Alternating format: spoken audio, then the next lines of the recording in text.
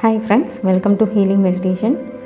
இது வந்து class 5. Already நம்ம வந்து 4 classes பார்த்துருக்கோம். அந்த 4 classes-ல நம்ம வந்து நாடி சுத்தி அண்ட் 5 minutes மெடிடேஷன் பார்த்துருக்கோம் இல்லையா? ஸோ அதை வந்து நீங்கள் ரெகுலராக பண்ணிட்டு வந்திருக்கீங்க அப்படின்னு நினைக்கிறேன். இப்போ நம்ம அடிஷ்னலாக ஒரு ப்ராக்டிஸை பண்ண போகிறோம். என்ன அப்படின்னா, நம்மளுடைய ஆராவை கொஞ்சம் கிளென்ஸ் பண்ணிக்கலாம். எப்படி கிளென்ஸ் பண்ணலாம் அப்படின்னா, இந்த கல் உப்பு இருக்கு இல்லையா, அதை எடுத்து நீங்கள் குளிக்கிறப்போ 1/4 பக்கெட் வாட்டரில் நல்லா கரைச்சிடுங்க. அதுக்கப்புறம் அதை வந்து தலையில் இருந்து கால் வரைக்கும் ஃபுல்லாக உடம்பு மொத்தம் படுற மாதிரி அதை ஊற்றிட்டு அதுக்கப்புறம் நார்மலாக நீங்கள் பாத் பண்ணிக்கலாம். அது பாத் பண்ணுறப்போ ஆறால் இருக்கிற இந்த நெகட்டிவ் எனர்ஜிஸ் எல்லாமே வந்து ரிமூவ் ஆகிடும்.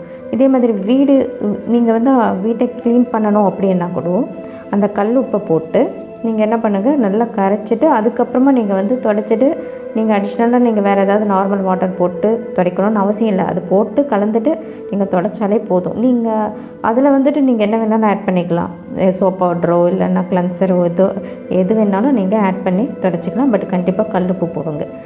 இது என்ன ஆகுன்னா, இந்த கல் உப்புன்றது ராக் சால்ட், அது வந்துட்டு ஃபுல் அண்ட் ஃபுல் நெகட்டிவ் எனர்ஜியை எடுத்துடும். ஸோ இது நீங்கள் பண்ணிவிட்டு அதுக்கப்புறமா நீங்கள் வந்து ஒரு க்ளீனான ஒரு இடத்துல உட்காந்து நாடி சுற்றி 15 minutes பண்ணுங்கள். பண்ணிவிட்டு 5 minutes மெடிடேஷன் பண்ணுங்கள். பண்ணிவிட்டு அப்புறமா நார்மல் சால்ட் இருக்கு இல்லையா, ராக் சால்ட்டு கிடையாது, நார்மலான சால்ட், அந்த சால்ட்டை நம்மளுடைய கை உள்ளங்கையில் வந்துட்டு சக்ரா இருக்குது, அந்த உள்ளங்கை சென்டரில் சக்ரா இருக்குது, அந்த சக்ராவில் தூவிட்டு லைட்டாக ரப் பண்ணுங்கள். ரொம்ப அழுத்தியெல்லாம் நீங்கள் பண்ண வேணாம், சும்மா ஜஸ்ட்டு லைட்டாக ரப் பண்ணி அதை வாஷ் பண்ணிக்கோங்க. அதை நீங்கள் வாஷ் பண்ணுறப்போ அந்த இடத்துல வந்து உங்களுக்கு அங்கே இருக்கிற அந்த தேவையில்லாத நெகட்டிவ் எனர்ஜிஸ் எல்லாமே போயிடும். சக்ரா வந்து கிளென்சிங் ஆகும். இது பண்ணிவிட்டு அப்புறமா நீங்கள் என்ன பண்ணணும், இப்போ நம்ம சாமி கும்பிடுவோம் இல்லையா, 2 கையும் சேர்த்து வச்சு நம்ம கும்பிடுவோம். கொஞ்சம் டிஸ்டன்ஸ் விட்டு அந்த கையை ஒரு 1 feet டிஸ்டன்ஸ் விடுங்க. விட்டுட்டு கையை வச்சுட்டு கண்ணை மூடிட்டு ரொம்ப ஸ்லோவாக எடுத்துகிட்டு வாங்க. கையை ஸ்லோவாக நீங்கள் எடுத்துகிட்டு வர நீங்கள் வந்து அந்த கான்சன்ட்ரேஷன் அந்த நீங்கள் சக்ரா மேலே இருக்கணும், உள்ளங்கையில் இருக்கிற அந்த சக்ரா மேலே இருக்கணும். ஸ்லோவாக எடுத்துகிட்டு வாங்க. எடுக்கிறப்போ உங்களுக்கே தெரியும், ஒரு மாதிரி விறுவிறுன்ற மாதிரி ஃபீல் வரணும். வர்றப்போ நீங்கள் எடுத்துகிட்டு வர ஒரு ஸ்டேஜில் கிட்ட நீங்கள் போகிறப்போ அந்த இடத்துல எனர்ஜி ஃபீல்டு ஃபார்ம் ஆகாத நீங்களே ஃபீல் பண்ணுவீங்க. ஒரு பால் மாதிரி போக முடியாத மாதிரி தடுக்கும். அந்த ஃபீலிங் உங்களுக்கு வந்துடுச்சு அப்படின்னாலே உங்களுடைய அந்த ஹேண்டில் இருக்கிற அந்த உள்ளங்கையில் இருக்கிற சக்ரா வந்துட்டு ஒர்க் பண்ண ஆரம்பிச்சிருக்குன்னு அர்த்தம்.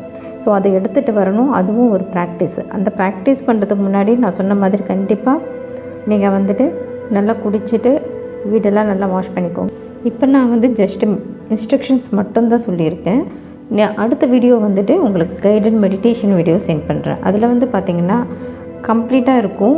நீங்கள் நாடி சுற்றி பண்ணுறதுலேருந்து அதுக்கப்புறம் நீங்கள் எப்படியெல்லாம் வந்துட்டு அந்த ஹேண்ட்ஸை யூஸ் பண்ணி எப்படி கிளென்ஸ் பண்ணுறது எல்லாமே வந்துட்டு உங்களுக்கு கைடட் மெடிடேஷன் மாதிரி வந்துடும்.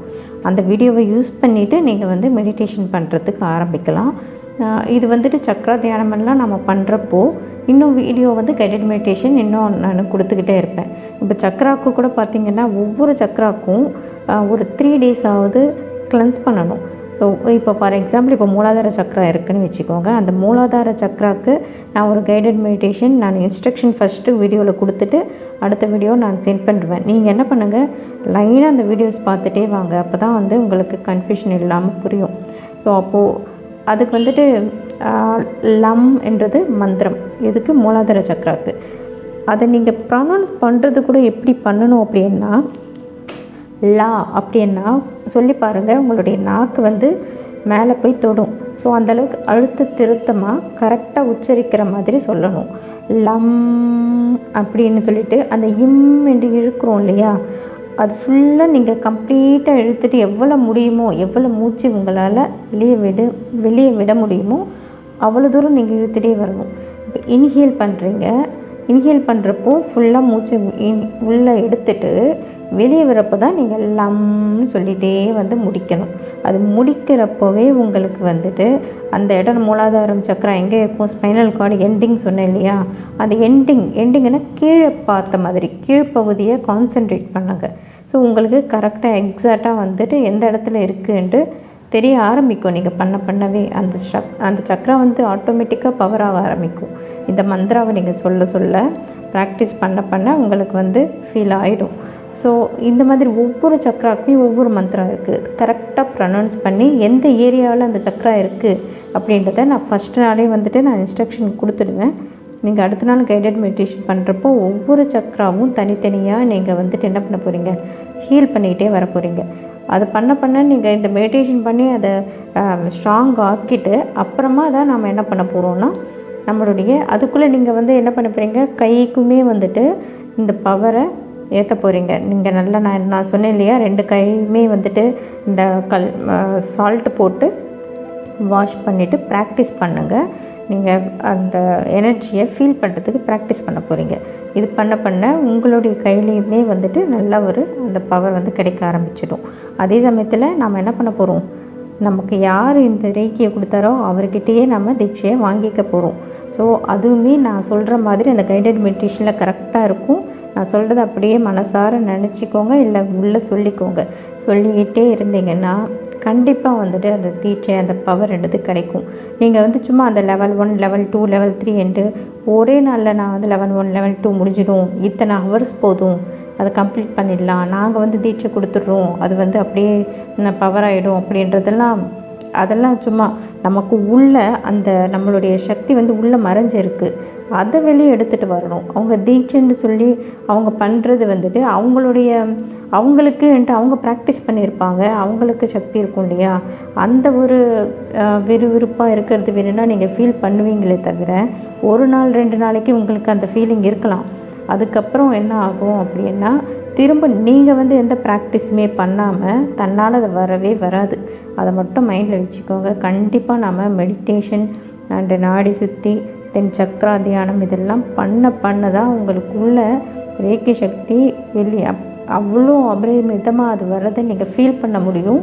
உங்கள் கையில் அந்த ரேக்கி பவர் வெளியே வர்றதையுமே நீங்கள் வந்து நல்லா ஃபீல் பண்ணலாம். ஸோ அந்த ஒரு ஸ்டேஜ் வரணுன்னா ஸ்டெப் பை ஸ்டெப்பாக நான் என்ன சொல்கிறேனோ அதை கரெக்டாக ஃபாலோ பண்ணிக்கிட்டே வாங்க.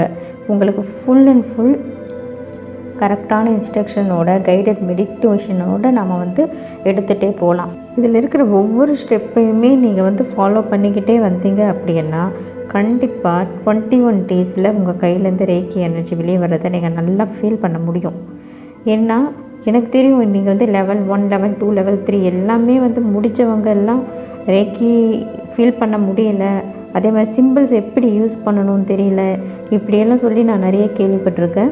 ஸோ ஏன்னா அவங்களெலாம் பார்த்திங்கன்னா ஒரே நாளில் 2 நாள்லாம் கோர்ஸை ஃபினிஷ் பண்ணிவிட்டு சர்டிஃபிகேட்டை வாங்கினா போதும் அப்படின்னு சொல்லி வந்துட்டால் பத்தாது. நம்ம ப்ராக்டிஸ் பண்ணணும்.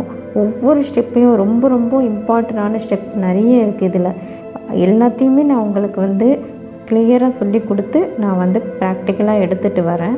ஸோ இது வந்து ஃப்ரீயாக தானே கிடைக்குதுன்றதுக்காக அலட்சியப்படுத்த வேண்டாம்.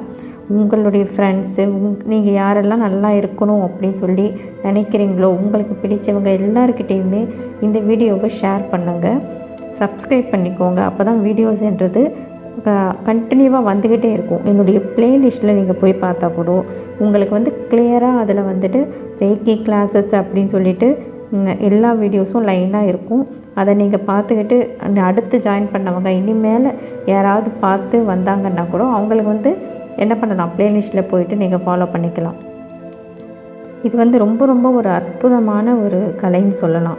இந்த விஷயத்தை நமக்கு கொடுத்தார் தெரியுமா அந்த மிக்கா வாய்ஸ், அவருக்கு வந்து மனசார நான் வந்து தேங்க்ஸ் சொல்லிக்கிறேன். அந்த பிரபஞ்சத்துக்கும் ரொம்ப ரொம்ப நன்றி. இப்போ இந்த வீடியோவை பார்த்துட்ருக்கிறவங்க எல்லாருக்குமே என்னுடைய நன்றியை தெரிவிச்சுக்கிறேன். தேங்க்யூ.